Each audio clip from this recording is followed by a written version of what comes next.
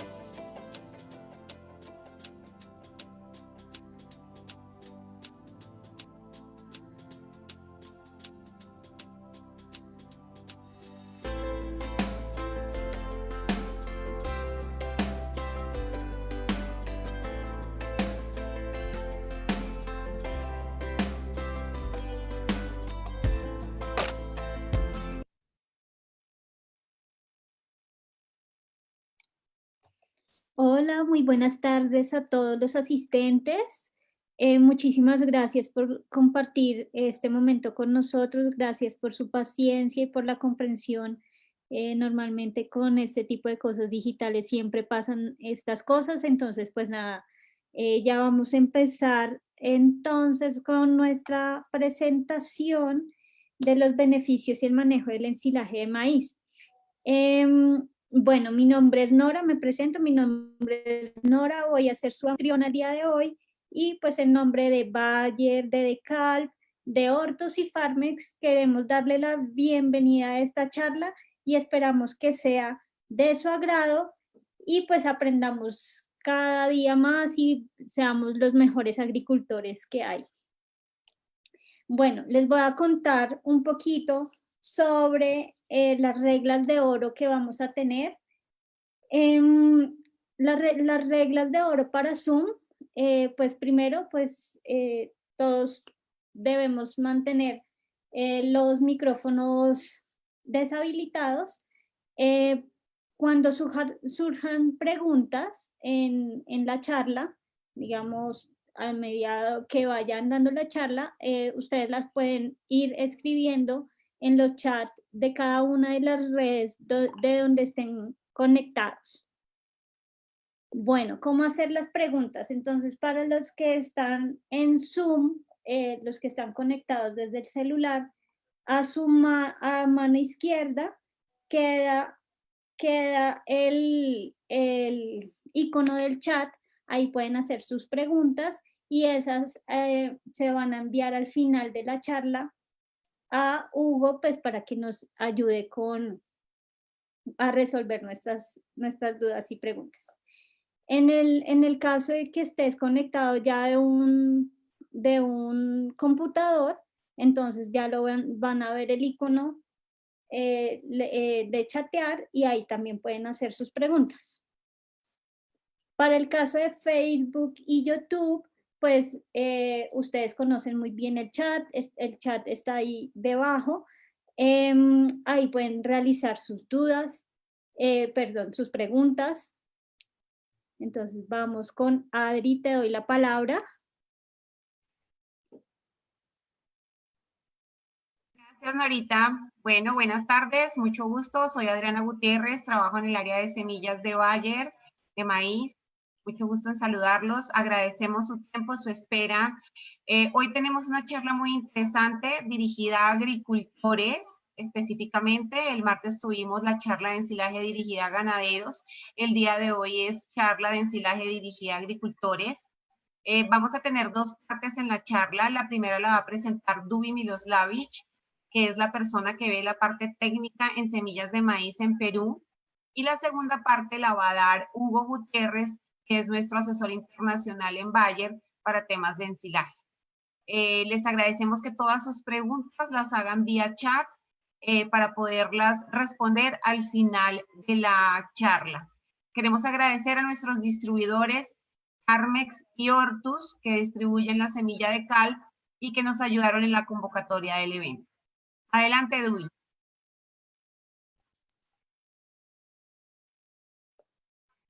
Hola, buenas tardes a todos. Un minuto voy a poner en presentación. Un minuto, por favor. Ya, listo. Buenas tardes a todos. Perdón. Listo. ¿Ustedes están viendo todavía? No. A ver. Estamos viéndonos todos, Dubicita. Hugo, tú y yo. Compartir. Un ratito.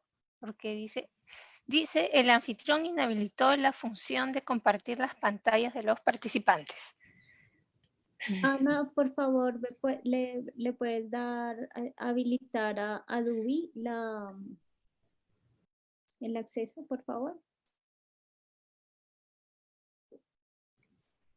A ver, ahora sí. ¿Todas las quieres compartir?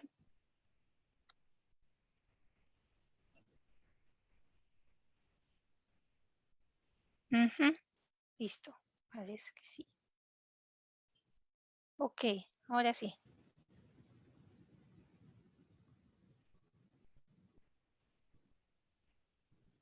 Listo. ¿Ya están viendo? Espero que sí, ¿sí? Sí, Dubi, ya se ve. Bueno, muchas gracias. Muy buenas tardes. Gracias por estar acá y hoy queremos hablar un poquito de nuestra experiencia con el maíz en la alimentación para ganado. Entonces, espérenme un minuto. Acá está. Voy a empezar por esta palabra, valor. Hay muchos conceptos que podemos darle a esta palabra valor, pero yo me animé a colocar esta acá, que es características que nos hace estimable. Entonces, el valor es un concepto, pero para cada uno es relativo. ¿Relativo en qué sentido? El maíz tiene muchos usos. Lo podemos usar hoy para alimentar ganado, ya sea para leche o para engorde. Lo podemos utilizar para alimentar los cuyes. Los podemos utilizar para la alimentación de animales menores y también para obtener grano, que finalmente también va a ir a la industria de pollos. Entonces, en ese sentido, el uso del maíz es variado, pero el valor va a depender de quién beneficia. Beneficia a la vaca, beneficia a un cuy, beneficia al agricultor, beneficia al ganadero, beneficia a quienes estamos en el soporte técnico, en la venta, beneficia a quien está en la producción de la semilla. Entonces, hay una cadena muy grande detrás de cada planta de maíz que llega a nuestro campo, y hoy vamos a ver las características de lo que tenemos dentro del paraguas de marcas de cal, de los 4 híbridos. Es un resumen, pero vamos a hacer una pasada también en los aspectos técnicos de densidades y de fertilización, para luego darle paso a Hugo con la charla sobre el tema de calidad para ensilaje de maíz en el alimento de ganado. Entonces, en ese sentido, nosotros tenemos en el mercado 4 híbridos, que son el DK788, el DK7500, el DK7508 y el DK399. Todos híbridos que ya llevan años en el mercado, con la garantía de la marca de Cali, conocidos por cada uno de los agricultores y ganaderos también, que ya llevan experiencia en el del híbrido. Ustedes conocerán porte que a alturas aproximadas de entre Luis, 2 a 2,20 m, ¿sí?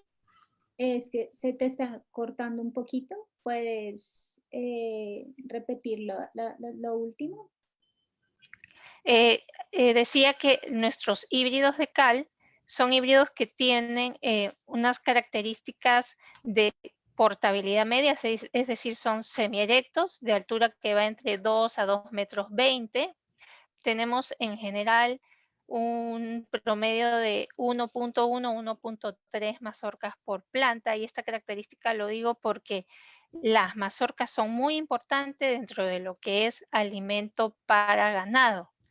Más adelante también vamos a ver ese aspecto. Nuestras mazorcas también presentan un número de hileras de 16 hasta 22, y en general en el Perú la recomendación de siembra va entre 70.000 a 75.000 semillas al momento de la siembra para granos. Sin embargo, queremos hoy hablar un poquito en el tema de densidades, de cómo se mueve la densidad a nivel del Perú para alimento para ganado, es decir, para chala. Miren, estas son unas fotos en las cuales vemos los dos tipos de siembra que se dan a nivel nacional.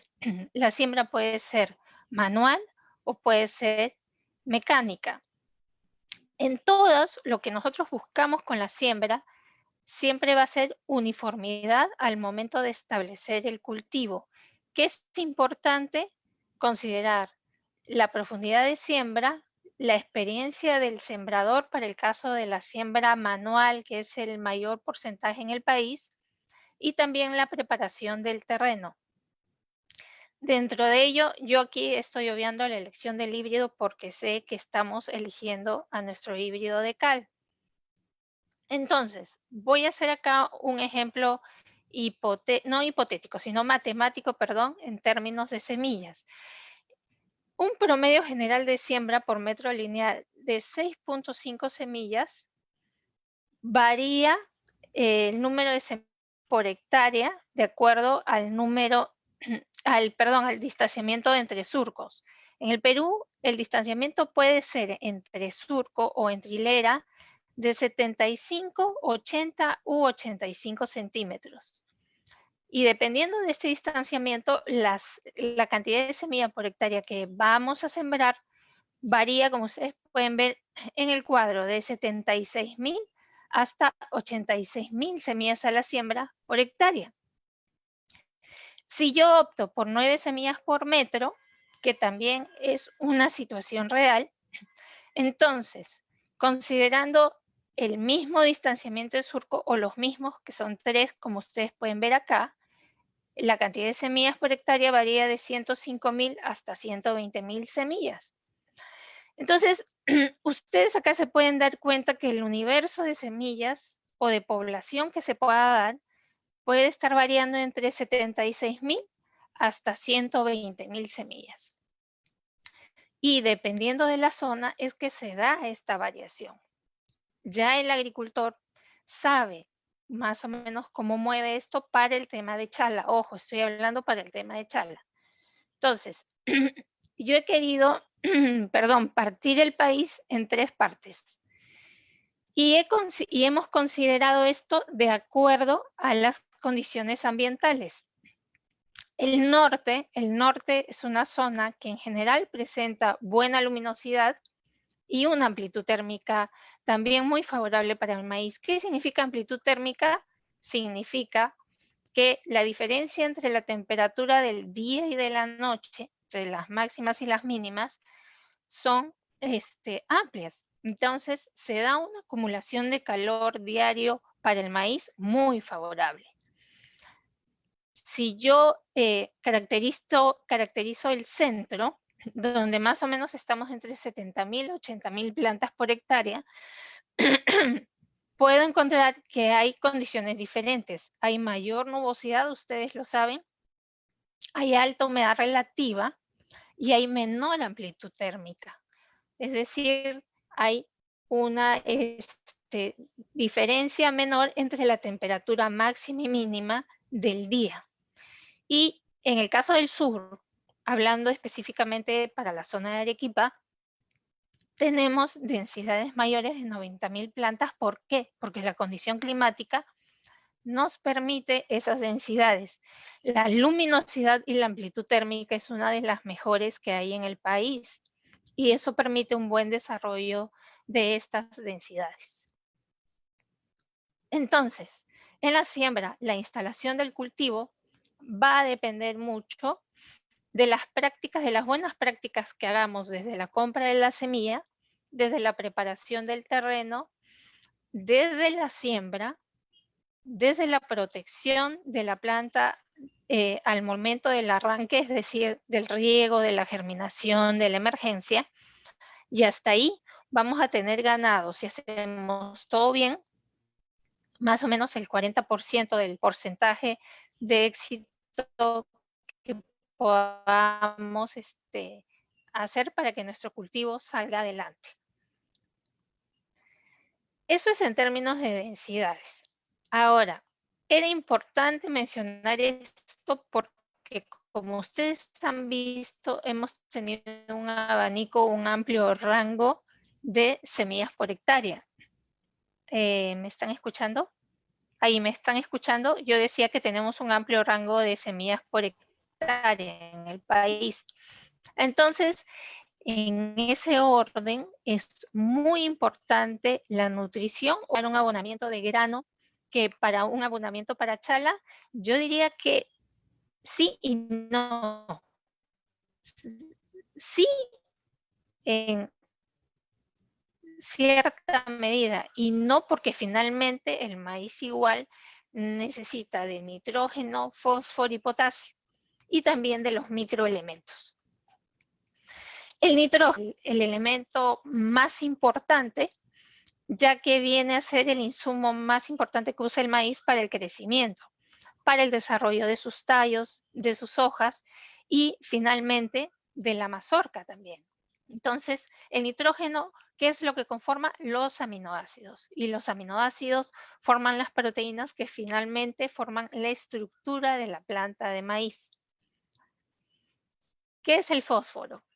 Bueno, el fósforo es la fuente de energía. Todos los procesos que se dan en una planta para que crezca, que desde semilla se convierta en una planta completa, con mazorca llena y bien formada, en todo el proceso requiere fósforo. El desarrollo radicular también depende del fósforo y por eso es tan importante su suplemento en el cultivo. Y dentro de los macroelementos, el importante también es el potasio. El potasio es el responsable, como dice acá, del traslado de azúcares, es decir, del llenado de grano. Pero no solo eso. El potasio, así como lo podemos encontrar en el grano y es tan importante en el llenado, forma también parte del tallo y de las hojas.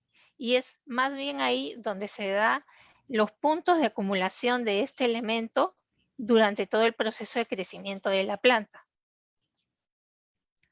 ¿Qué características tenemos con el potasio? El potasio ayuda a aprovechar el agua y disminuye el estrés de sequía en el maíz. También incrementa el tejido de sostén.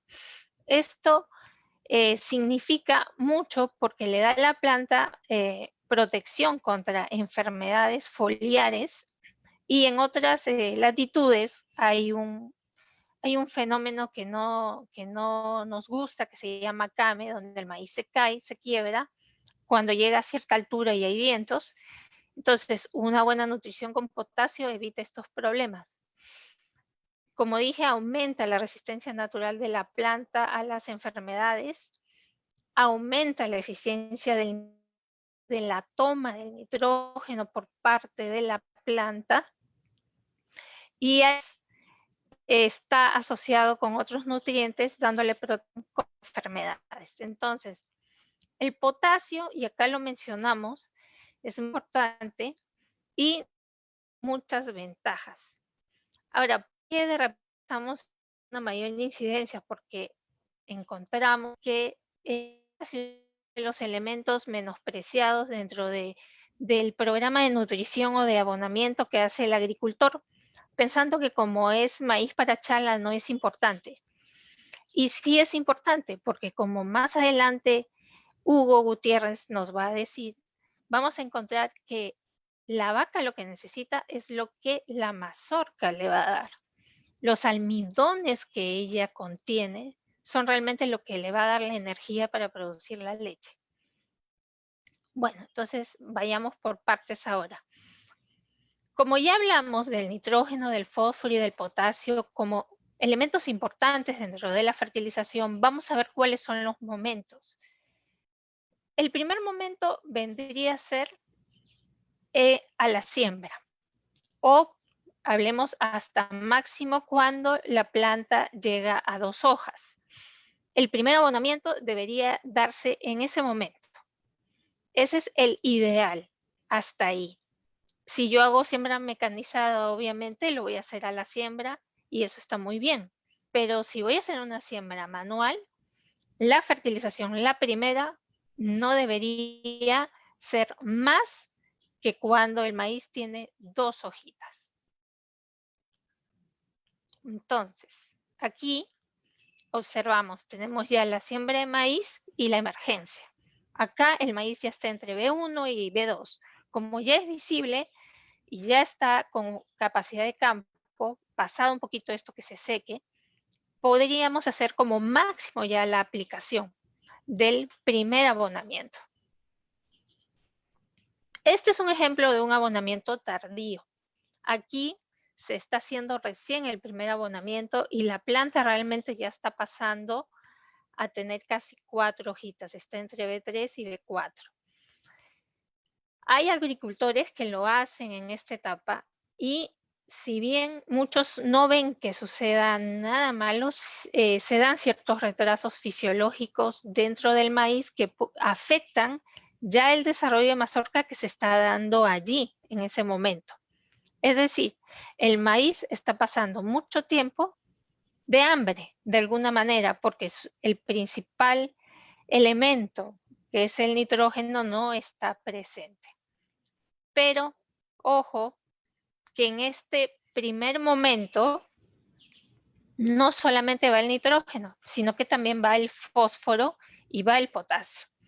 Más adelante vamos a hablar de las cantidades que deben de ir, pero lo que siempre recomendamos es que en este primer abonamiento vaya el nitrógeno, vaya todo el fósforo y vaya la mitad de potasio. ¿Cuánto de cada uno?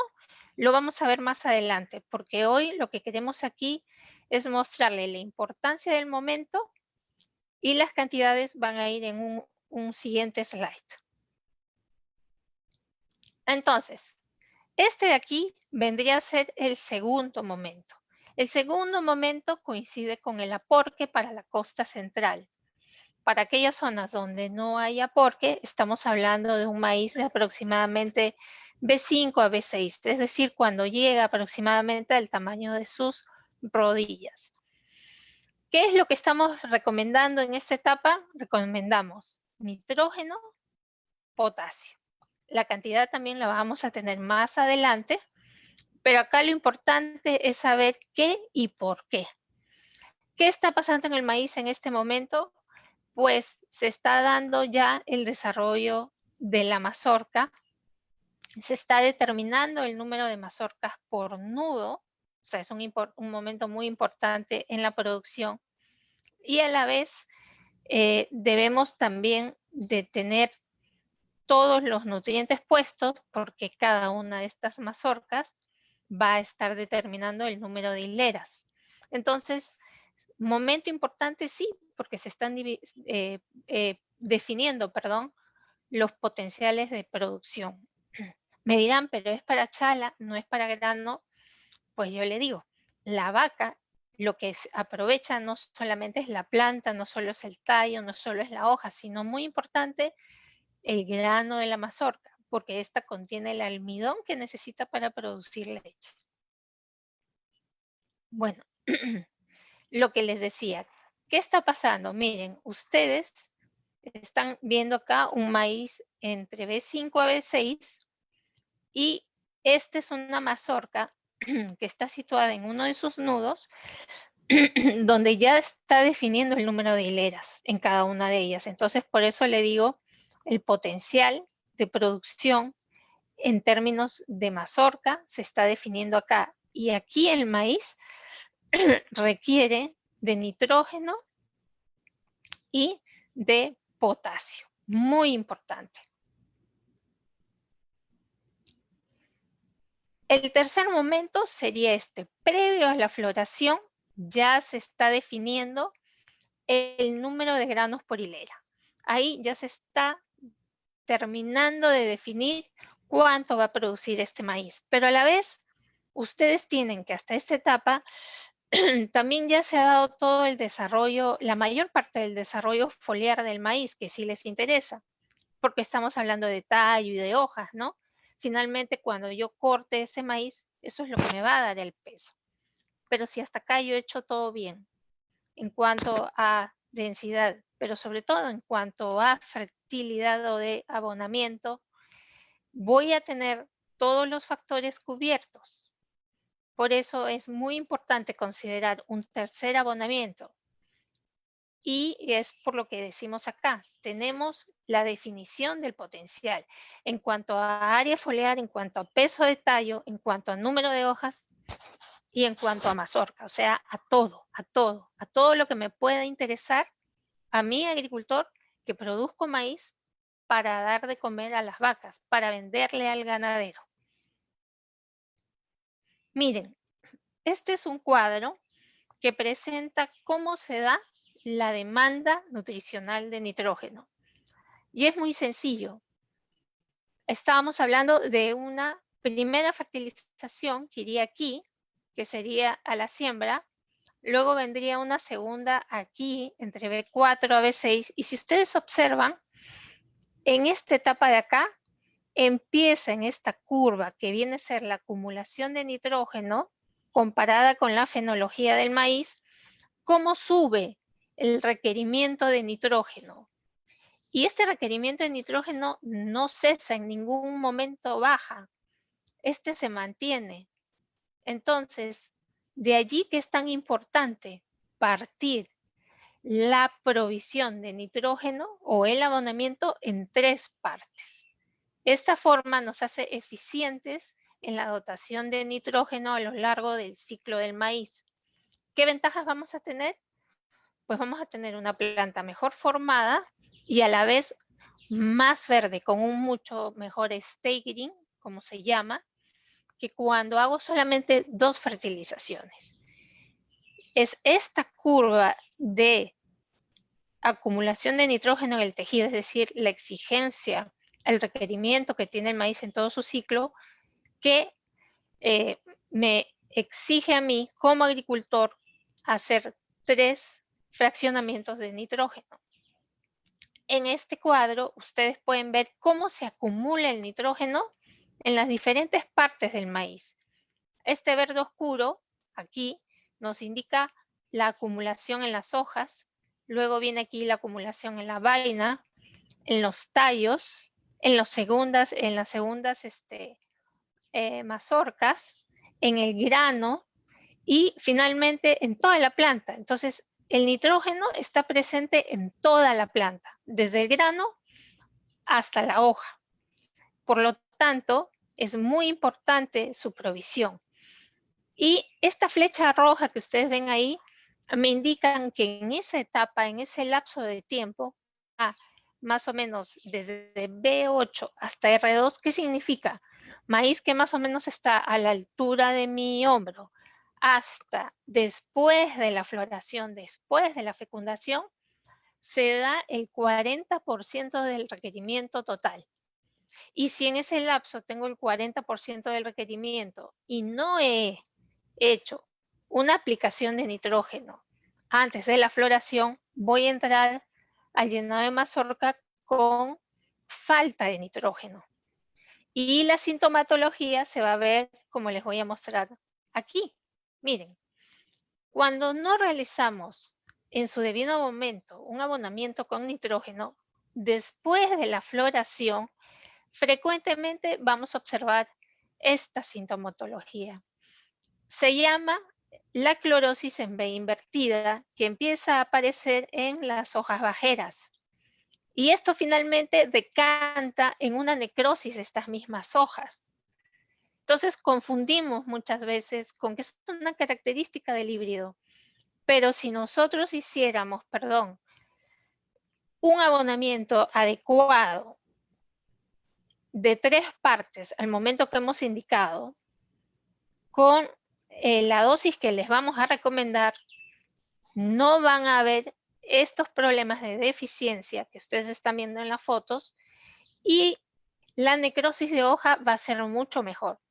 ¿Se va a presentar al corte? Se presenta porque es el proceso natural de senescencia, pero en una forma mínima, no así. Hay muchos campos que uno observa que vienen con un secado de la hoja y lamentablemente corresponden a un tema de abonamiento de nitrógeno, es decir, no se hace la tercera o la segunda también que se hizo fue deficiente. Bueno, y en cuanto a potasio, el potasio está también presente, como pueden ustedes ver aquí, tanto en la mazorca como en la caña y en las hojas. Entonces, la acumulación del potasio que se da en la planta, 100% en la mazorca, 51% en la caña y 29% en las hojas, tanto superiores como inferiores. Entonces, ¿qué les puedo decir yo del potasio? Yo sé que el sulfato de potasio está caro, hay otras opciones, pero el potasio es importantísimo en el maíz. Aquel que pone potasio sabe que el maíz le devuelve una planta completa, tanto en mazorca como en planta. Acá vamos a hacer un ejercicio y es necesario hacerlo para entender un poquito cómo se dan las necesidades de fertilización o de abonamiento. Miren, vamos a empezar por acá. Tengo un campo de maíz, lo sembré, un híbrido de cal, y saqué 50 toneladas por hectárea aquí, en la costa central. En la costa central. No hablo del norte, no hablo del sur, porque son otros rendimientos. Voy a tomar la de la costa central. Y al momento de hacer mi determinación de materia seca, el ganadero lo puede hacer, el agricultor también, resulta que tiene 30% de materia seca. Esto significa, si yo multiplico, que tengo 15 toneladas de materia seca por hectárea. Perfecto. Ahora, este cuadrito de acá muestra cuál es la extracción que tiene el maíz por tonelada en 15 toneladas de materia seca. En 15 toneladas de materia seca. Puedo decir que es la extracción que tuvo un maíz que coseché, como el ejemplo anterior, este maíz. tengo un campo de 50 toneladas al 30% y obtuve al 30% materia seca y obtuve 15 toneladas de materia seca. Ese maíz, de acuerdo a esta fuente que ustedes pueden ver, Venn et al. De 1964, determinó que la extracción de esas 15 toneladas de materia seca fue de 190 kilos de nitrógeno, 65 kilos de fósforo y 210 kilos de potasio. Obviamente también calcio, magnesio y azufre. Cobre, hierro, manganeso, zinc y boro. Entonces, hoy me están escuchando hablar solamente de nitrógeno, fósforo y potasio, pero los microelementos obviamente también están presentes. Entonces, hay una extracción, y hay una extracción de todo, no solo de nitrógeno, sino también de fósforo y hay de potasio. Entonces, ¿de dónde sale? ¿Del suelo? Esta cantidad de nitrógeno, fósforo y potasio, de 190, 65 y 210, se equivalen a ¿cuánto? Si yo lo pongo así a grosso modo para entenderlo, a 8 sacos de urea. En 8 sacos de urea, es decir, en 400 kilos de urea, hay 190 kilogramos de nitrógeno. En 3 sacos de fosfato diamónico o 150 kilos de fosfato diamónico, hay aproximadamente poco más de 65 o por ahí. Y el sulfato de potasio necesario para cubrir esos 210 más o menos están en 7 sacos. Lo que no puse acá, pero es que las fuentes sulfatadas como sulfato de potasio, sulfato de amonio, sulpomac tienen azufre.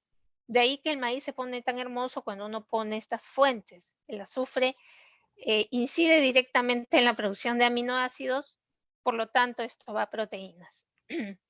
Pero miren, entonces esa producción seca de 15 toneladas, que a su vez viene de 50 toneladas de forraje fresco, han extraído nitrógeno, fósforo y potasio. ¿Qué quiere decir? Que lo requiere. Y su equivalencia es una equivalencia un poco, porque no estoy tomando porcentajes de eficiencia, que la gente técnica sabe de ese tema, pero lo estoy tomando así para entender. O sea, el mensaje aquí es extrae. Y si yo he dado el suelo, no he hecho manejo, no he aplicado materia orgánica, no he estado rotando cultivos, pues yo no le he dado nada al suelo. El suelo sí da algo, pero el grueso se lo tiene que dar el agricultor. Esto es lo que está extrayendo. ¿Cuánto le da alguien que sea agricultor acá? Si se pone a pensar, algunos le darán, otros no, otros le darán parcialmente, pero la verdad es que el maíz extrae esa cantidad, al menos si estoy hablando solo de 50 toneladas. Imagínense las 75 del norte o las casi 90 del sur. Habría que hacer ahí un cálculo. Entonces, si yo quiero hacer el cálculo, porque muchos ya tendrán ahí en su mente cuánto sacan de producto fresco y cuánto tiene de materia seca, pues aquí tienen, miren, la extracción de NPK por tonelada de materia seca es de 12.6 de nitrógeno, 4.3 de fósforo y 14 de potasio. Con esto uno puede tener la extracción total de acuerdo al historial de producción. Con un análisis de suelo uno puede saber cuánto me está dando el suelo y con eso saber si mi fertilización ha estado bien. Básicamente, aquí el mensaje es que el alimento para ganado, ese maíz que yo corto, que tiene mazorca, que tiene hojas, necesita de nitrógeno, fósforo y potasio. Y no por ser para chala, solamente le debo dar nitrógeno. No. Va todo, va NPK. Entonces, aquí hablamos de cantidades. Miren, el primer abonamiento, como dije, hasta B2. El segundo puede ir en B7 después con el aporte, perdón, o más o menos cuando llega a la altura de la rodilla. Y el tercero, y muy importante, porque va a permitir que la planta esté verde todo el ciclo de crecimiento hasta el momento del corte tiene que ir antes de la floración. Antes. ¿Cuánto? Miren, esta es una propuesta en general, pero todo tiene que ir para la zona de cada agricultor. Y ojo, muy unido a la densidad, esta es para una densidad media de 70 a 75 mil plantas por hectárea. Y para un suelo franco arenoso, ¿ya? Entonces hablamos de una bolsa de urea, 4 de fosfato diamónico y 2 de sulfato de potasio.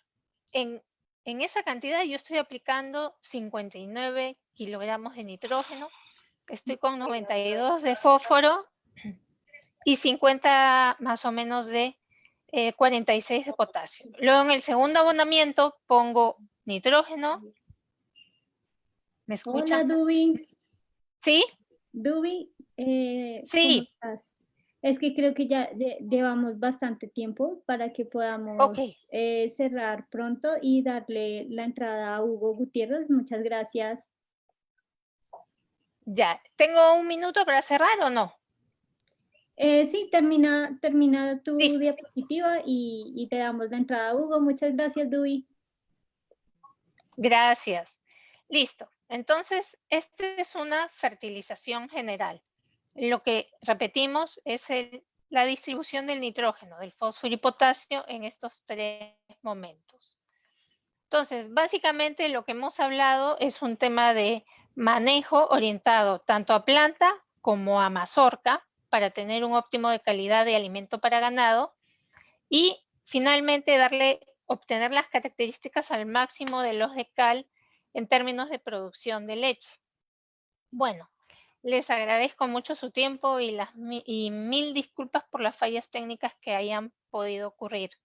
Les dejo con Hugo Gutiérrez, que es un médico veterinario, asesor internacional, quien ya ha venido en reiteradas ocasiones a Perú y quien nos ha apoyado mucho en charlas de capacitación y en formación con respecto a la calidad del maíz en ensilaje para alimento para ganado. Muchas gracias y Hugo, queda la audiencia contigo. Ok, Dubi, muchas gracias. Es un gusto volver a estar con mis amigos peruanos y de Latinoamérica, los que se lleguen a estar conectando. Vamos a compartir mi presentación. Sí, ahí se llega a ver. Sí, ¿verdad? Sí, sí se ve. Perfecto. Rápidamente una agenda, vamos a revisar, que vamos a hablar sobre conceptos básicos de la materia seca que tenemos que controlar para hacer un ensilaje de buena calidad. Después hablaremos los lineamientos para el ensilaje, como los parámetros de fermentación que necesitamos generar al hacer un silo y la fase adecuada de madurez. Vamos a insistir mucho en ese punto, sobre cuál es el punto óptimo de corte para obtener los mejores rendimientos. La evaluación del silo de maíz en unas tomas de muestras en el ensilaje, que es muy importante para el laboratorio. Parámetros de calidad como la fibra neutro detergente y los almidones.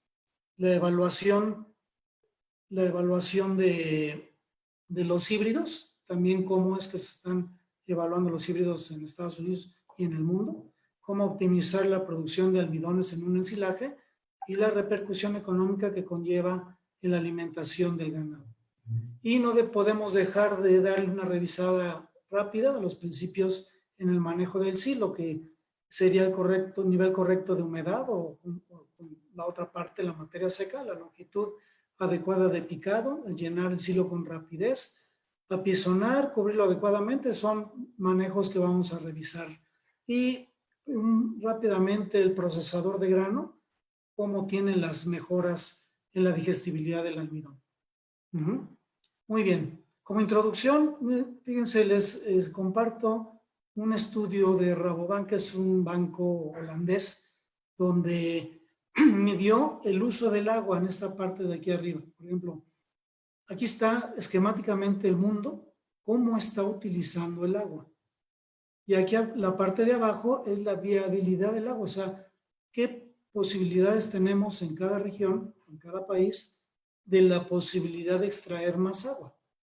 Podemos ver si lo acercamos aquí, Centroamérica, ¿verdad? Está utilizando poca agua en este momento, o en estos años, y tiene una capacidad grande, ¿verdad? Aquí podemos ver a Perú. Da mucho gusto porque, bueno, finalmente Perú casi se ve en el mismo tamaño que tiene ahora, pero puede ser mucho más grande porque tiene más cantidad de agua. Cuestión que por ejemplo, en otros países no se tiene, en el caso, por ejemplo, de Europa. Ustedes pueden ver aquí, hay una extracción que no se distinguen bien los países, pero hay también mucho menos agua, ¿verdad? Finalmente, la gente de Europa ha volteado hacia Latinoamérica y Sudamérica principalmente, Sudamérica para la generación de alimentos, ¿verdad? Y ahí está encajado Perú y es una gran ventaja para ustedes. Bueno, entremos en detalle con la situación de la materia seca. La materia seca del alimento, aquí esquemáticamente tenemos la parte de agua y en la parte seca tenemos los nutrientes, ¿verdad? Está la proteína, la pared celular, donde estaría la fibra de detergente neutro, los carbohidratos no estructurales, las grasas, vitaminas y minerales. Esto estaría dado en un bromatológico que ustedes pueden mandar al laboratorio, como la proteína cruda igual, la fibra de detergente neutro, que es una parte esencial en la nutrición del ganado y que debemos de estarla viendo y analizando en el laboratorio. Ella está compuesta, la fibra de detergente neutro, por hemicelulosa, celulosa y lignina.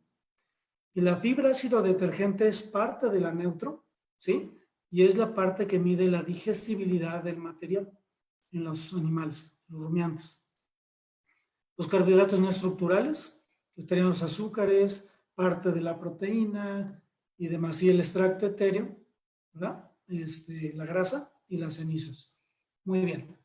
Este es otro esquema donde tenemos la parte de, igual una parte de agua que sería representando un silo de maíz, como un 70 o un 65% de agua, y la materia seca. Volvemos a enumerar aquí está los nutrientes, la materia orgánica y la materia inorgánica.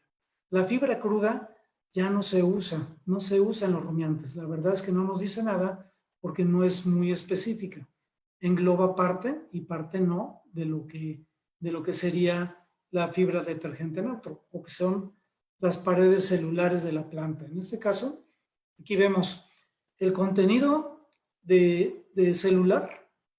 Ahí tenemos los carbohidratos, las proteínas, las grasas, minerales, y la pared celular, lo que conforman los carbohidratos estructurales, está la hemicelulosa, la celulosa y la lignina.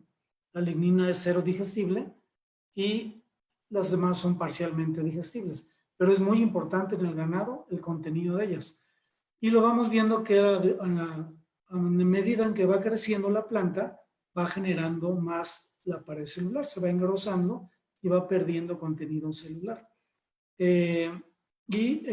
Como les digo, es muy importante para la digestibilidad y el consumo del animal, en el caso de la fibra de detergente neutro. Vamos a ver muchas fotografías de ensilajes que, como una fotografía dice más que si yo lo estoy explicando, y entonces ustedes pueden ver ahí son silos muy bien hechos, bien manejados, grandes, algunos.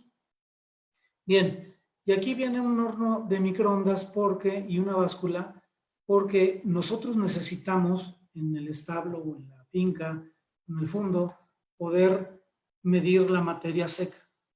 ¿Y cómo lo podemos hacer? Con un horno de microondas, un plato de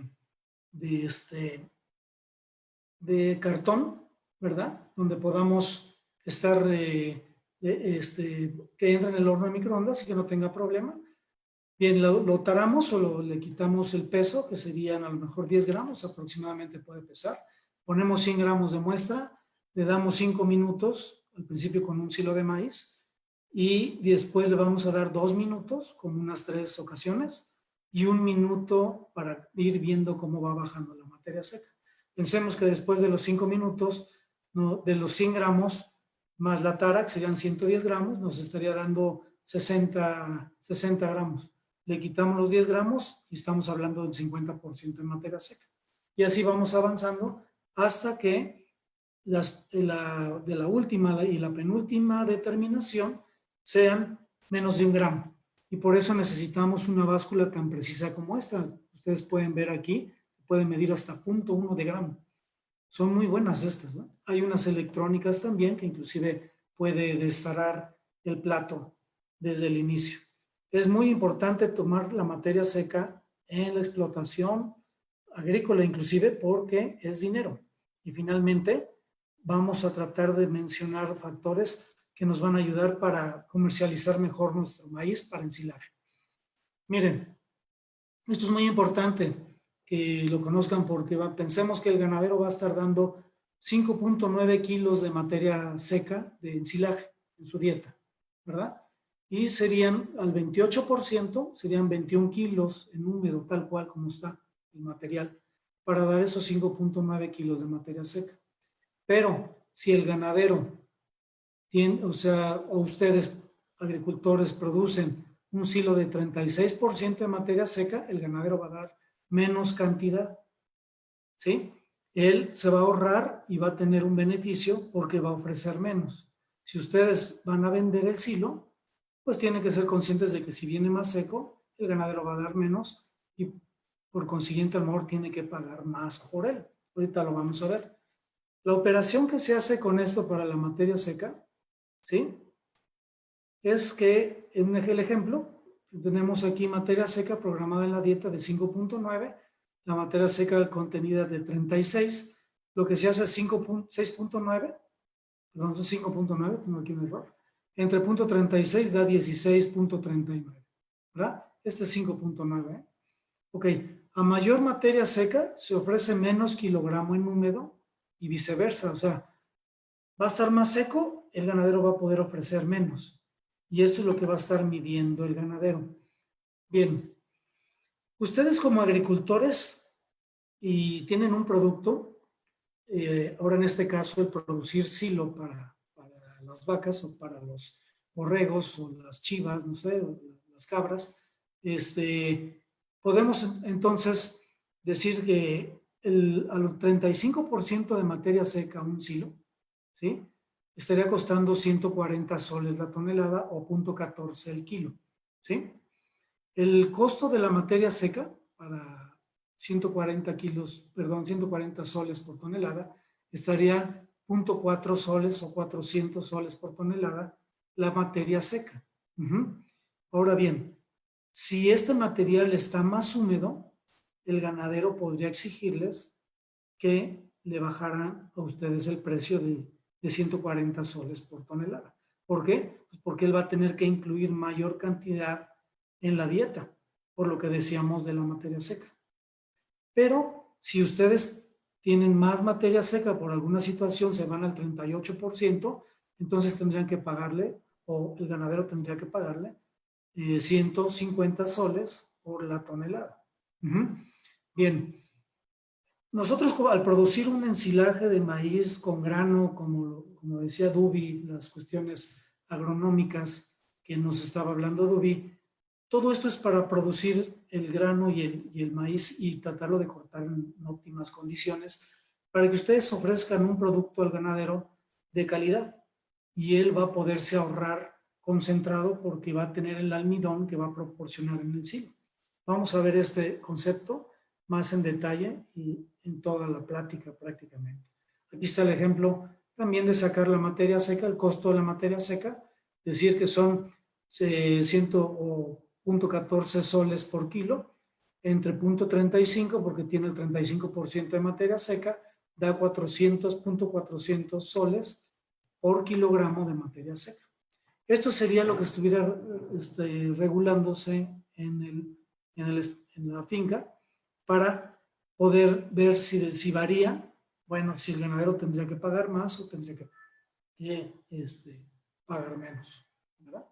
Muy bien. Fíjense que aquí hicimos estas operaciones con datos de Perú, que me dieron hace poquito. La producción de grano de 9 toneladas. la materia seca de 86%, porque bueno, el grano al principio tiene un poquito más de humedad, después se seca al sol o con equipo para secado. Toneladas de materia seca de almidón, 7.74, es nada más informativo, pero finalmente las 9 toneladas de grano, ¿sí? Al 14% de humedad, ajá, y la tonelada de maíz está costando 1,000 soles, ¿ok? Entonces tendría un ingreso el productor de 9,000 soles, ¿verdad? Bien, en el caso del silo de maíz, tenemos que las toneladas producidas por hectárea en promedio en Perú, más o menos son 55, con una materia seca promedio que tenemos en las 3 zonas de Perú, de 29%. La materia seca por hectárea, que fue la operación que Dubi nos hizo el favor de hacer, con 15.95, casi 16 toneladas. Ajá. Y el precio del silo, en la zona dijimos que era de 140 soles la tonelada. Pues tienen un ingreso menor, ¿verdad?, que producir grano en este momento, pero no nos hemos metido en la calidad del silo. Y los ganaderos que van a comprar un silo de mejor calidad, pues cada vez van a ir exigiendo eso, precisamente que tenga mayor aporte de nutrientes y que es para su establo, que tenga beneficio y a sus vacas. Vamos a entrar ahorita tengo aquí un link, voy a compartirlo. Bueno, déjenme. Voy a entrar ahorita a la página. Ahí. Ok. Ok. ¿No estoy compartiendo?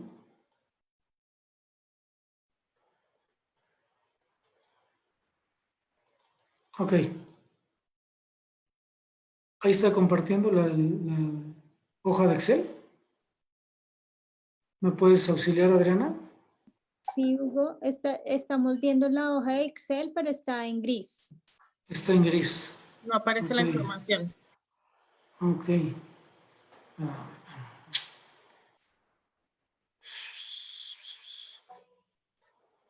A ver. En teoría debería estar entrando. Si quieres, deja de compartir y vuelve a compartir. De pronto ahí Ok. puede que mejore. A ver. Luego salte y le vuelves Ujú. a dar compartir. Ok. Salte, cierra. Aquí estoy estoy en la presentación, ¿verdad? Sí. Ok. Aquí, ok, ahí está. Ajá. Bien, ahora entonces me voy a compartir nuevo aquí. Uy, pero no entro. No sé por qué se puso en gris. Bueno, la idea era comentarles, ¿sí? Que con una producción bueno, haciéndolo en la hoja de Excel, con una producción de 60 toneladas, ¿sí?, de maíz, con una materia seca y un aumento a 150 soles, teníamos la misma utilidad que producimos maíz, que si producimos el grano, ¿verdad? Entonces, tenemos que esas cuestiones agronómicas que ahorita Dubi nos comentó, tenerlas bien presente porque necesitamos producir un maíz o un para grano y que sea para ensilaje y necesitamos producir el grano, ¿verdad? Muy bien. Ok, vamos a hablar entonces de ensilajes. Como les digo, va a haber muchas fotografías. Los ensilajes, diferentes tipos de ensilajes sobre superficies. Encontré lo siguiente en la web. Sí, entonces le damos aquí, fíjense más ensilajes, diferentes tipos. Ok, vamos a entrar a los lineamientos de fermentación en los ensilajes. Ok. Aquí tenemos la fase aeróbica. Digo, es muy importante que ustedes conozcan cuál es el proceso que se lleva para producir un silo de calidad. ¿Sí? La fase aeróbica, que es hasta 4 días. Aeróbica significa que está el oxígeno presente, ¿sí?, en esos 4 días. Lo que nos va a conservar el material es el ácido láctico, que se va a producir un poquito antes de los 4 días y va a ser ya en su totalidad después del 4.º día hasta el día 19 o día 21. Ajá. Y ahí es en donde sería una situación anaeróbica, o sea, las bacterias que producen el ácido láctico no necesitan el oxígeno y esas son las que tenemos que producir, ¿verdad? Ok, la fase estable o almacenamiento, ya nuestro silo está ya tapado, ya está sellado y ya lo dejamos ahí que esté, ¿no? La fase de alimentación ya es cuando lo estamos cortando. Muy bien. Tenemos un aumento de temperatura, que es normal, y después baja. Los ensilajes son fríos. Si ustedes ven un silo que está caliente, seguramente tuvimos un problema en la elaboración del silo. Debe de ser frío o de medio ambiente, o estar al medio ambiente. El pH tiene que bajar de 6 hasta 3.8. ¿Ok? Muy bien. ¿Qué tenemos que lograr? Una disminución rápida de pH, un pH final que no sea bajo, hablamos de 3.8 y 4, una tasa rápida de producción de ácido láctico, que el ácido láctico inicie lo más rápido posible por las bacterias que producen ácido láctico, y que ese sea del 65 al 70%, lo vamos a tener evaluado en los análisis de laboratorio, que sea ácido láctico de los ácidos que se forman. Muy bien. El inoculante. Un inoculante, ¿qué es un inoculante? Un inoculante son bacterias que producen ácido láctico que las introducimos al silo, se las ponemos. Lo ideal es hacerlo o añadirlas en la ensiladora con un sistema en donde está la entrada del material, donde asperge la dilución que tenemos con el inoculante. ¿Qué nos hace un inoculante? Es como un seguro. Nos ayuda y promueve una fermentación rápida y homogénea. Disminuye el calentamiento del forraje, ¿sí? Incrementa la retención de nutrientes en el ensilaje, disminuye las mermas y prolonga la vida útil del ensilaje una vez abierto el silo. Sí recomiendo usar inoculantes, pero como les digo, es un seguro, ¿verdad? Si por alguna circunstancia no se puede tener inoculantes, el maíz tiene las bacterias suficientes para producir el suficiente ácido láctico. Y lo que tendremos que hacer es en los principios, hacerlos muy bien para que podamos tener una buena conservación de ese silo. Bueno, estos son los lineamientos. Nos vamos a detener nada más con 3. pH de 3,6 a 4 es importante porque se acidifica por medio del ácido láctico de 4 a 6%. ¿Sí? El ácido acético debe estar menos de 2 o menos de 3, todavía se acepta con 3. Y el butírico debe de ser menos de 0.1. El butírico se genera con silos muy húmedos, que no tienen la materia seca suficiente o están demasiado húmedos. Se genera una anaerobiosis muy fuerte y puede haber hasta Clostridium y se pueden enfermar las vacas. Muy bien. Esta es una recopilación de laboratorio aquí en México, en la parte central de México. Fíjense, 1,806 muestras con 3,91 el promedio. El ácido láctico entre 5.51, se hace buen trabajo, y el acético está en 2.58. Y la proporción del ácido láctico de los ácidos es casi 71. Estamos dentro de los parámetros. Aquí podemos ver la desviación estándar que hay, el intervalo de todas esas muestras en un 65%.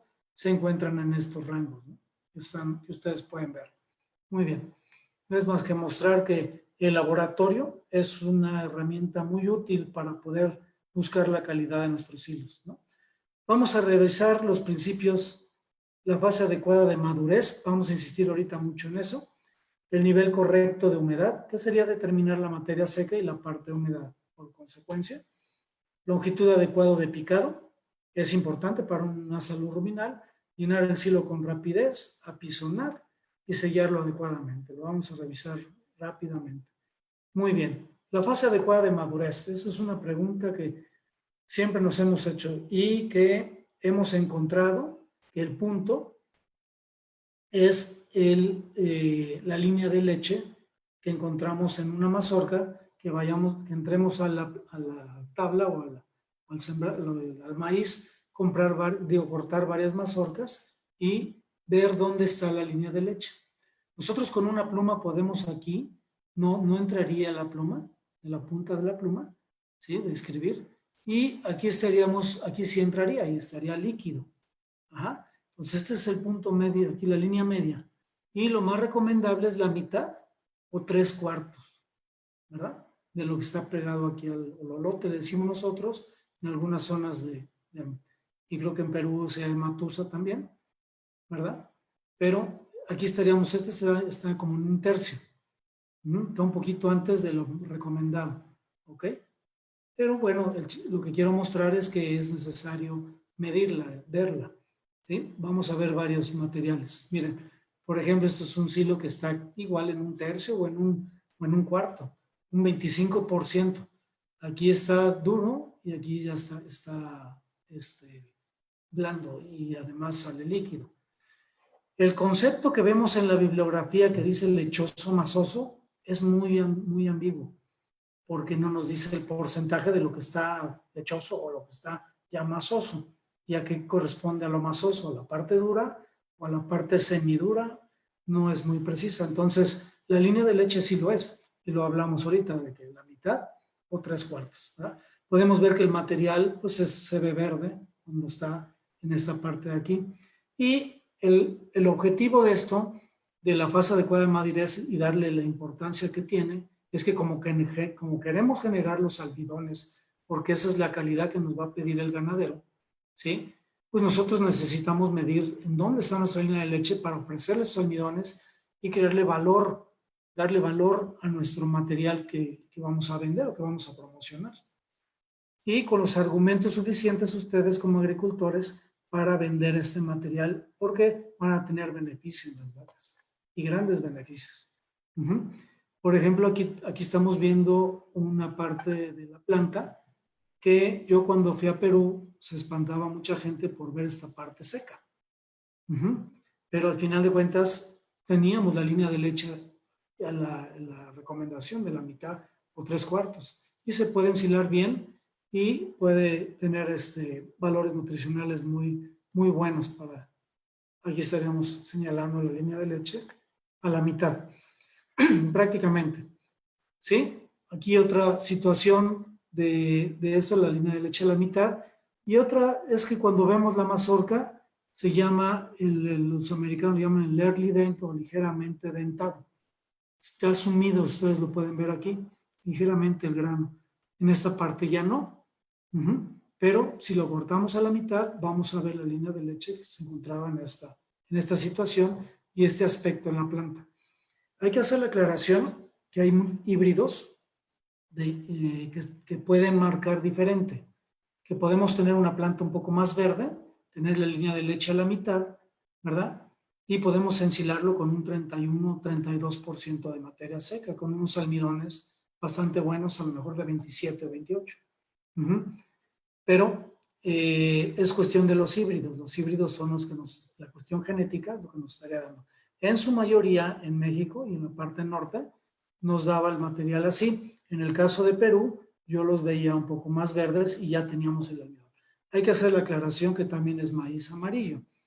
Va a venir la pregunta de cuál es la diferencia entre el maíz amarillo y el blanco en cuanto a su aporte nutricional en el grano. Realmente no tenemos diferencias en el aporte nutricional.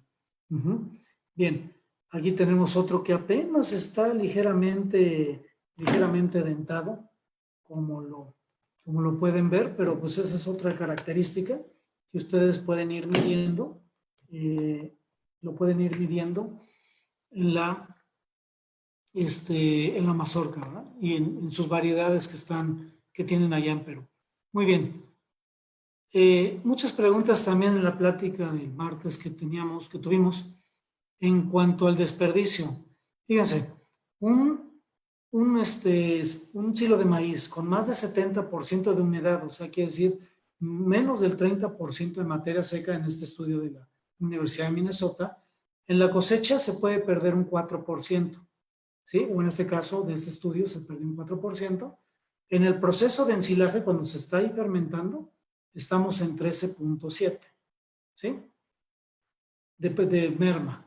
¿Por qué? Es muy húmedo y hay escurrimientos, y en ese escurrimiento se pierde materia seca. Estas son pérdidas de materia seca. Y en el proceso de alimentación, o sea, ya cuando lo estamos cortando, puede haber un 4%, porque se está seleccionando el material que se ha echado a perder. Al final puede haber una merma de 21.7, con un material muy húmedo.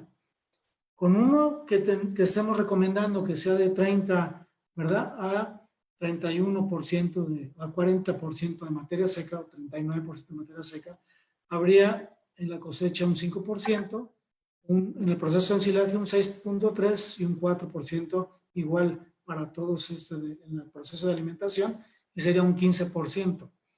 ¿Sí? Y muy seco, se pierde mucho en el campo, porque se nos cae, se nos vuela, ese material se pierde más en el campo.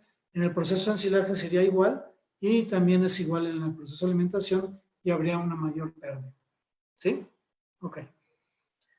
Muy bien, vamos a hablar de los análisis de híbridos. ¿Qué se ha hecho? ¿Qué es lo que podemos nosotros en un análisis de laboratorio poder checar qué está pasando con nuestro material? Para ello es muy importante la toma de muestra de los ensilajes. Digamos que esta es nuestra cara de alimentación del silo, donde tenemos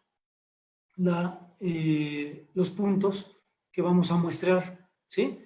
Y no debe de coincidir, si nos vamos hacia la derecha, no debe de coincidir el siguiente punto a la misma altura horizontal, sino en la mitad donde se dieron los puntos anteriores, ¿sí? O en la parte donde no se muestró. Y así se vuelve a repetir.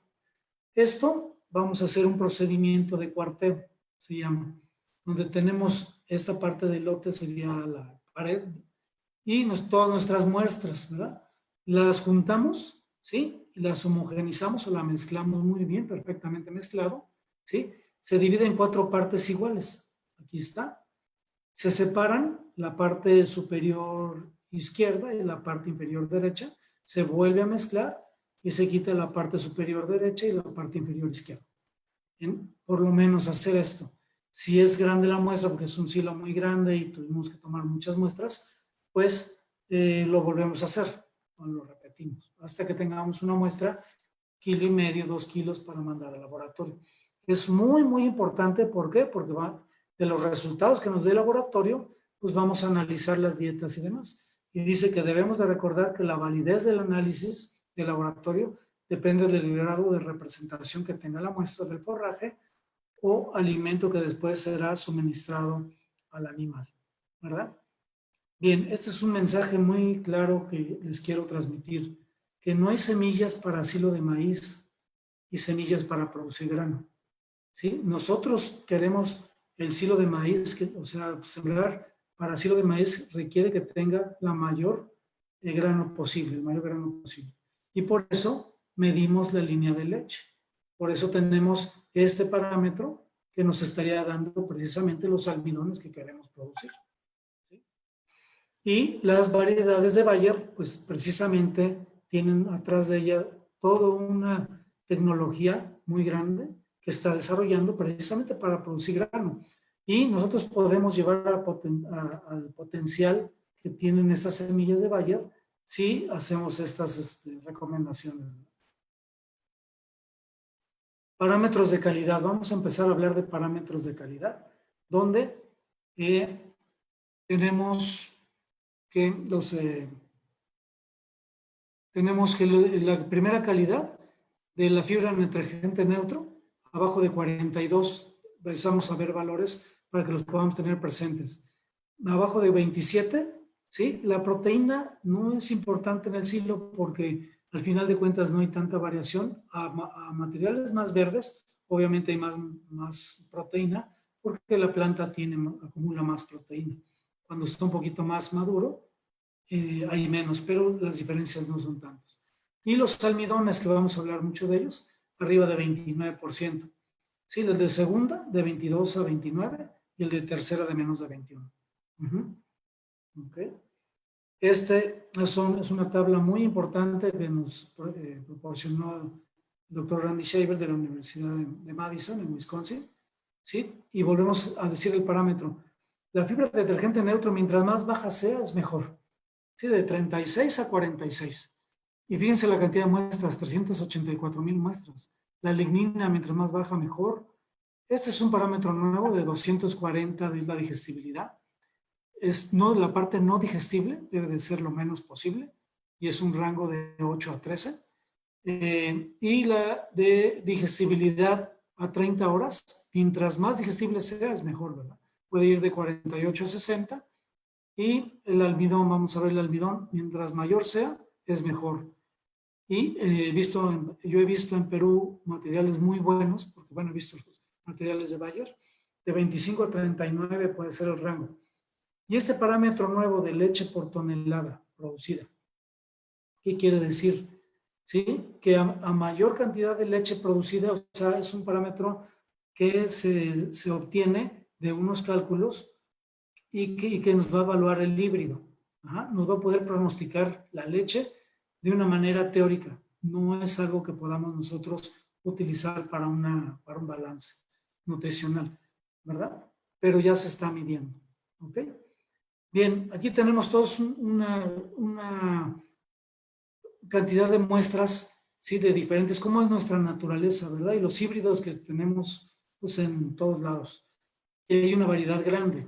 Aquí podemos decir que esta variedad, o sea, sí va hacia arriba, a nivel que va subiendo la materia seca, va aumentando el almidón, sí, definitivamente sí. Aquí estamos hablando de 2% en el rango que estamos recomendando de 33 a 37, ¿sí?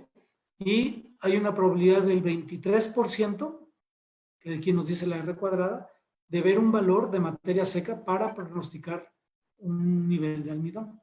Pero por eso es que los híbridos se evalúan y se están conformando todo el tiempo para que podamos tener mayor cantidad de almidones y más preciso el poderlo medir. Cuando lo hacemos con la digestibilidad, solamente perdemos un punto. Y hay muchísimo menos probabilidad de encontrar un valor. Por eso es que las variedades son muy diversas y por eso es que una empresa tan seria como Bayer, pues está trabajando en este sentido.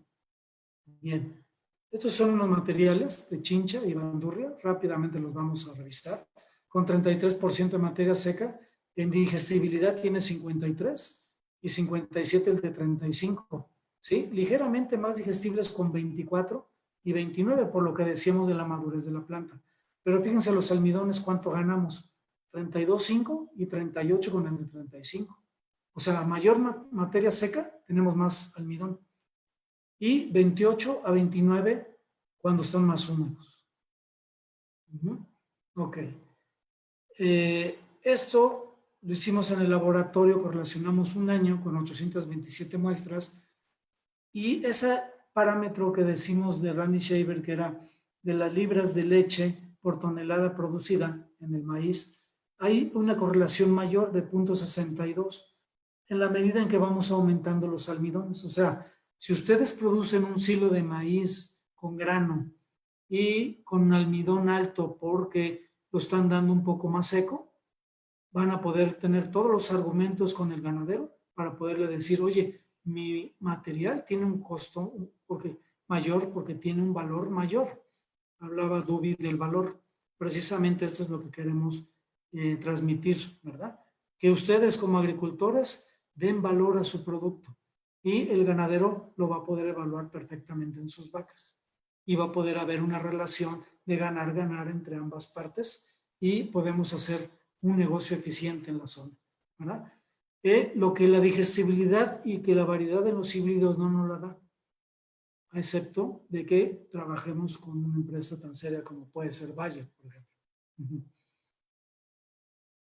Ok, fíjense esta tabla, aquí síganme un poquito. Decíamos que la fibra neutro detergente es el valor de los forrajes. Mientras menos fibra neutro detergente tengamos, vamos a darle calidad a nuestro forraje. Pensemos en el silo de maíz. 40 de fibra neutro detergente.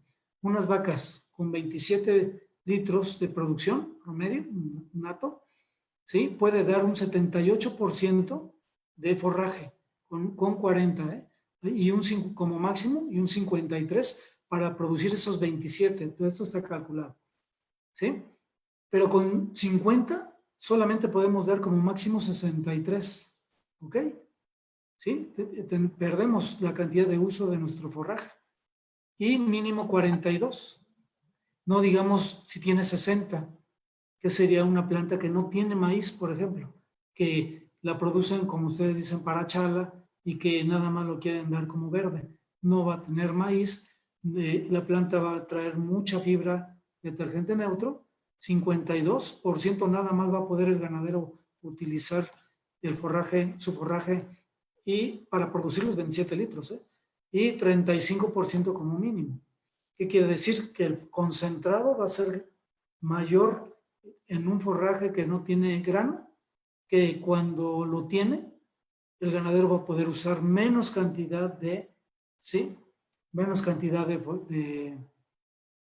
concentrado y va a ahorrarse dinero. Por eso es que les podrá pagar más por su silo. Bien, digamos, es nomás para señalar ahí. Lo siento, no te entendí. Entonces, tenemos aquí, esta gráfica es muy importante. Esta gráfica es muy importante porque vemos la maduración del silo de maíz en base a la materia seca, ¿sí? Y va aumentando el almidón, lo que decíamos, ¿no? De 27 hasta 33. La digestibilidad sí baja, pero es más lo que nos ayuda en el aumento de almidón que lo que nos baja de la digestibilidad. Y la fibra detergente neutro va bajando también. ¿Por qué baja? Porque dice uno, la planta está haciéndose más madura, va a haber más de la parte de la pared celular de la célula de la planta. Pero lo que sucede es que el maíz está siendo parte del análisis y el maíz tiene muy poca fibra detergente neutro. Entonces, a mayor cantidad de maíz diluimos la fibra detergente neutro. Okay. Este es el rango óptimo en nuestra zona. Ustedes, creo que yo lo he estado viendo, estamos sobre 31 a 33% de materia seca. Encontramos materiales muy buenos, pero no abajo de 30% de materia seca. Yo sé que pesa más, pero por eso todos estos argumentos de dar ustedes, ofrecer un producto de calidad. Este es un análisis de laboratorio donde lo que nos dicen aquí es la materia seca de 32, la proteína cruda de 7.4, la fibra detergente neutro muy buena, ¿se acuerdan ustedes del parámetro de calidad? Era de 42, aquí lo vamos a ver, de menos de 42 y tenemos 39.7, ¿sí? Y la digestibilidad de 58, que es un parámetro que no le hemos puesto aquí, pero tiene una buena digestibilidad de material, ¿sí? Y podemos decir que los almidones de 29, ¿ok? 29.3, está de primera calidad, ¿ok? Con un pH de 3.88, un ácido láctico de 5.56 y el acético un poquito alto con 4.86, pero tiene más atributos positivos que negativos con el ácido láctico. Esto es también una estadística de lo que en estas muestras de laboratorio aquí en el centro de México, ¿sí? Pensemos, veamos la fibra ácido detergente en 27, la neutro en 44 y los almidones en 27. Tenemos estos promedios. Nosotros cuando empezamos con esto, les hablo de hace 12, 13 años aproximadamente, tal vez un poquito más. Medíamos los almidones porque los materiales eran verdes. Casi todos los agricultores y ganaderos metían el material muy verde. Los almidones estaban en 19. Y los asesores americanos que llegaban con nosotros no nos lo creían, que era de 19. Hemos ido trabajando con ello y se ha hecho una situación de negocios muy progresista en la zona, en el sentido de que los dos partes, tanto el agricultor como el ganadero, están ganando dinero por la producción de sus forrajes y el consumo en sus vacas del ganadero, y se ha mejorado mucho la situación, que estamos en un promedio de 27.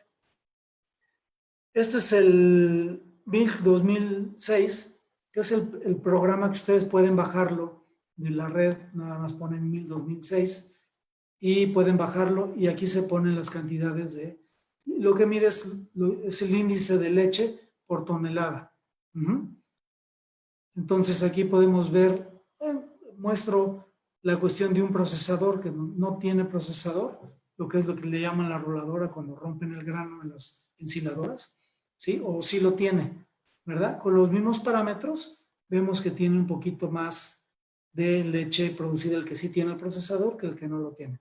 Obviamente porque hace disponible la digestión de los almidones. Hablando de la digestión, comparado con otras cosas, por ejemplo, el ensilaje, ¿sí? Puede ir desde regular hasta excelente, fíjense. Y en cambio, una leguminosa, que podría ser una alfalfa, sería de pobre hasta bueno, ¿ok? Y el ensilado puede estar de pasto, perdón, desde pobre hasta excelente. Ustedes lo vemos en los pastos, ¿no? Pueden ser muy digestibles o pueden también ser tremendamente indigestibles.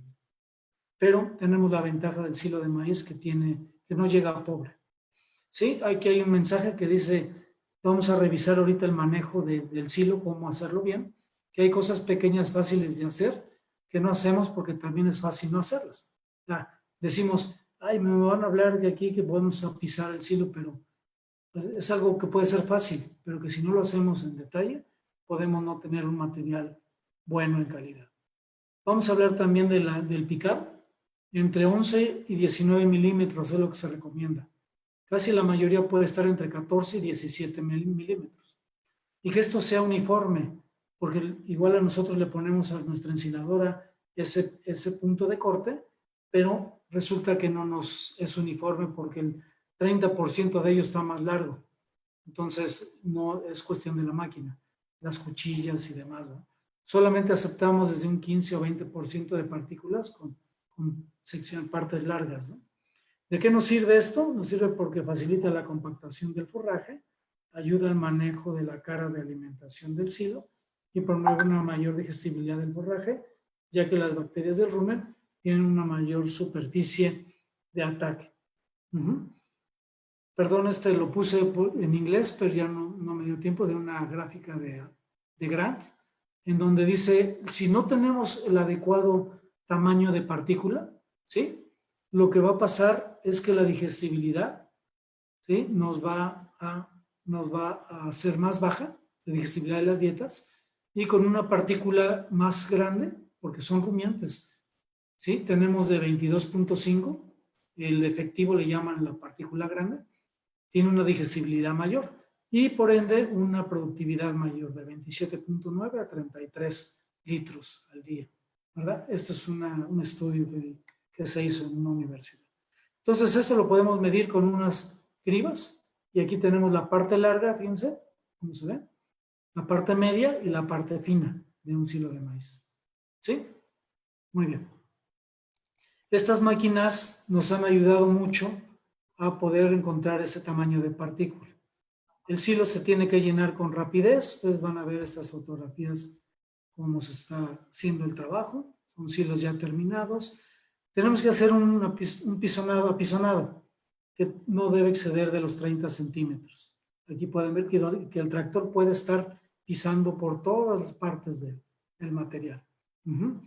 Sellar adecuadamente, aquí van a ver las fotografías, sellarlo, no es taparlo, es sellarlo. Tenerlo bien cubierto, ¿sí? Porque vamos a llegar a esto, a cuando nosotros abramos el silo, tengamos aquí material que no está echado a perder. En cambio, fíjense la capa, ¿sí? ¿Sí, Adriana? ¿Honora? Sí, Hugo, ¿cómo estás? Es que vamos a hacer algunas preguntas que tenemos ya registradas. Tenemos solamente 10 minutos por máximo para resolver Perfecto. las preguntas. ¿Te parece bien que dejemos hasta acá y sigamos? Sí, me parece bien. Creo que abarcamos la gran mayoría de lo que yo quiero transmitir y estos son los principios que ya llegaríamos al final, que era lo de sellar. Adelante con las preguntas. Perfecto. Vamos, Adri, con las preguntas. Listo, Norita, muchas gracias. Hugo, hay varias preguntas por tema de tiempo, porque ya en Agrobayer empezamos con otra capacitación a las 6. Te pedimos, por favor, que seas concreto en las respuestas. Muchas gracias a todos por acompañarnos. De todas formas, pueden enviar sus preguntas a la página de CALP y ahí las podemos colgar. Eso nos lo puede contar Carolina ahora rápidamente. Bueno, Hugo, ¿cuánto influye la temperatura en la absorción del nitrógeno y el potasio? Creo que eso de pronto puede ser también para Dubi. ¿Cuántos días? A ver, otra vez, perdón, no te lo escuché bien. ¿Cuánto influye la temperatura en la absorción del nitrógeno y el potasio? Creo que esa es para Dubi. Para Dubi. Sí, aquí estoy. Listo. Bueno, dadas las condiciones que tenemos en el país, digamos que las condiciones en generales favorecen, bueno, básicamente en la costa, sin embargo, en líneas generales, siempre en condiciones frías debido más que todo a una disminución en o ralentización en el metabolismo del maíz, puede bajar también la tasa de absorción. Sin embargo, está más directamente relacionado con el metabolismo de la planta con las condiciones de temperatura en el aire y en el suelo. Ok, Dubi. Muchas gracias. Acá hay una muy interesante, Hugo, que nos preguntan. ¿El porcentaje de almidón difiere entre un maíz criollo con un híbrido? No, sí que normalmente en un híbrido es bastante más porcentaje de almidón, porque ustedes han visto los maíces criollos, bueno, en Perú hay muchos maíces, al igual que en México, también tenemos muchos maíces criollos, pero la gran mayoría no desarrollan una mazorca con una hilera grande de grano y no son, vamos, los híbridos precisamente se han estado especializando para producir grano y producir más almidón.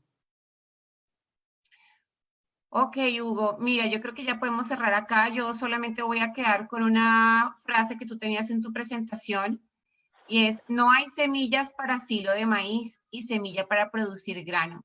El silo de maíz se requiere que tenga el mayor grano posible. Y yo creo que esta es como una de las mayores conclusiones de nuestra charla, donde entendemos que no necesitamos el híbrido más alto o el más frondoso o el que consideremos que pesa más por planta, sino que necesitamos que nuestro híbrido que sembremos para ensilaje tenga grano, porque los ganaderos cada vez se van a volver más exigentes con respecto a los parámetros de exigencia cuando reciben el material para ensilar. Es importante esto para los agricultores que lo empiecen a entender, porque seguramente van a empezar a exigir parámetros en materia seca y en porcentaje de almidón para poder ellos obtener una mayor ganancia en sus fondos ganaderos.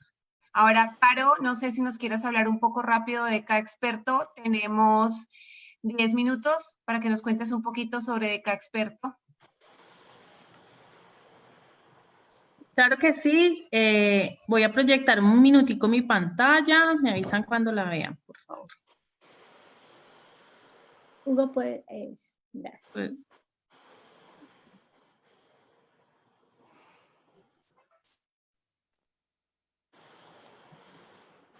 La estamos viendo, Caro. ¿listo? Bueno, voy a ir muy rápidamente por tiempo. De CAExperto es tu asistente a la mano, que es realmente es el mejor especialista que podemos encontrar. Lo tenemos a la mano, lo podemos llevar en nuestro bolsillo porque lo podemos descargar en el celular. Es una herramienta de consulta todos los días, en cualquier momento, durante todos los momentos del cultivo, ¿sí? ¿Cómo lo podemos encontrar?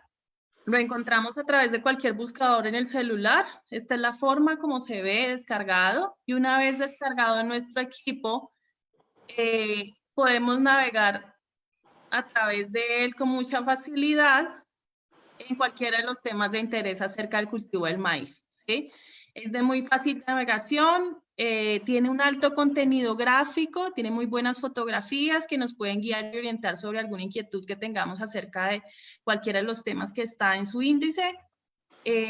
Gran parte del libro está en audio, lo podemos escuchar.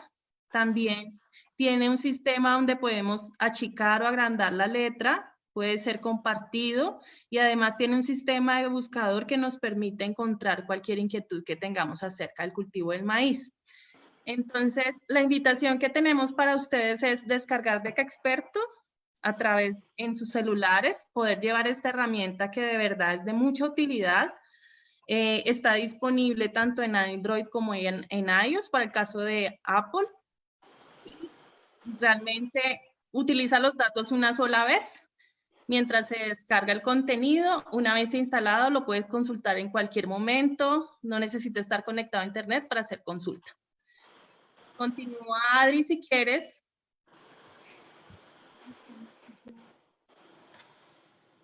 Bueno, Caro, yo creo que ya, muchísimas gracias a todos por su asistencia, muchísimas gracias por compartir con nosotros sus inquietudes. Nuevamente les dejo que lo más importante en un híbrido para ensilaje es la cantidad de grano que tenga, el porcentaje de almidón. Hugo, muchísimas gracias por tu participación, muchas gracias, Dubi, por tu ayuda, Carolina, Norita, a todos muchísimas gracias, Daniel y Salvador que están tras bambalinas pero organizando todo. Les agradecemos muchísimo y muchas gracias a todos. Que estén muy bien. Buenas noches. Gracias. Buenas noches. Hasta luego. Buenas noches a todos, cuídense.